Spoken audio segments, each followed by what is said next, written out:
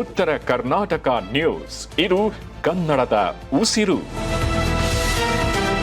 ಪ್ರಧಾನಿ ನರೇಂದ್ರ ಮೋದಿ ಅವರು ತಮ್ಮ ಇಂಡೋನೇಷ್ಯಾ ಪ್ರವಾಸದ 2ನೇ ದಿನವಾದ ಬುಧವಾರ ಅಲ್ಲಿನ ಜಾವಾ ದ್ವೀಪದಲ್ಲಿರುವ ವಿಶ್ವ ಪ್ರಸಿದ್ಧ ಪ್ರವಮ್ನನ್ ಹಿಂದೂ ದೇವಾಲಯದ ಸಂಕೀರ್ಣಕ್ಕೆ ಭೇಟಿಯನ್ನ ನೀಡಿದ್ದಾರೆ. ಇಂಡೋನೇಷ್ಯಾ ಅಧ್ಯಕ್ಷ ಪ್ರಬೋವೋ ಸುಬಿಯಾಂಟೋ ಅವರೊಂದಿಗೆ ಹೆಲಿಕಾಪ್ಟರ್ ಮೂಲಕ ಇಲ್ಲಿಗೆ ಆಗಮಿಸಿದ ಪ್ರಧಾನಿ ಮೋದಿ ಈ ಭವ್ಯ ಯುನೆಸ್ಕೋ ಪಾರಂಪರ್ಯ ತಾಣದ ಸೌಂದರ್ಯವನ್ನ ಕಣ್ತುಂಬಿಕೊಂಡರು. ಜಂಟಿ ಜೀರ್ಣೋದ್ಧಾರ ಯೋಜನೆಗೆ ಚಾಲನೆ.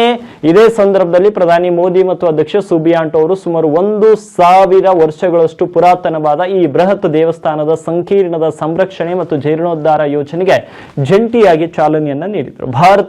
ಭಾರತೀಯ ಪುರಾತತ್ವ ಸರ್ವೇಕ್ಷಣಾ ಇಲಾಖೆ ಇಂಡೋನೇಷ್ಯಾದ ತಜ್ಞರೊಂದಿಗೆ ಕೈಜೋಡಿಸಿ ಐತಿಹಾಸಿಕ ಮಂದಿರವನ್ನ ನವೀಕರಿಸಲಿದೆ. ಇನ್ನು ಪ್ರಭವನನ್ ದೇವಸ್ಥಾನದ 3 ಪ್ರಮುಖ ವಿಶೇಷತೆಗಳು: ಒಂದು, ತ್ರಿಮೂರ್ತಿಗಳ ನೆಲೆ. 9ನೇ ಶತಮಾನದಲ್ಲಿ ನಿರ್ಮಾಣವಾದ ಈ ಸಂಕೀರ್ಣದಲ್ಲಿ ಒಟ್ಟು 240 ಸಣ್ಣ ಮತ್ತು ದೊಡ್ಡ ದೇಗುಲಗಳಿದ್ವು. ಇವುಗಳಲ್ಲಿ ಪ್ರಮುಖವಾಗಿ ಶಿವ, ವಿಷ್ಣು ಮತ್ತು ಬ್ರಹ್ಮ ದೇವರಿಗೆ ಅರ್ಪಿತವಾದ 3 ಭವ್ಯ ಗೋಪುರಗಳಿದ್ದು, ಮಧ್ಯದಲ್ಲಿರುವಂತಹ ಭಗವಾನ್ ಶಿವನ ಗೋಪುರವು ಬರೋಬ್ಬರಿ 47 ಮೀಟರ್ ಅಂದ್ರೆ 154 ಅಡಿ ಎತ್ತರವನ್ನ ಹೊಂದಿದೆ. ಗೋಡೆಗಳ ಮೇಲಿನ ರಾಮಾಯಣ. ಈ ದೇವಾಲಯದ ಕಲ್ಲಿನ ಗೋಡೆಗಳ ಮೇಲೆ ರಾಮಾಯಣದ ಮಹಾಕಾವ್ಯ ಕಥೆಗಳನ್ನ ಅದ್ಭುತವಾಗಿ ಕೆತ್ತಲಾಗಿದೆ. ಇಂದಿಗೂ ಇಲ್ಲಿ ಪ್ರತಿ ಹುಣ್ಣಿಮೆಯ ರಾತ್ರಿ ಪ್ರಸಿದ್ಧ ರಾಮಾಯಣ ಬ್ಯಾಲೆ ನೃತ್ಯ ಪ್ರದರ್ಶನ ನಡೆಯುತ್ತದೆ.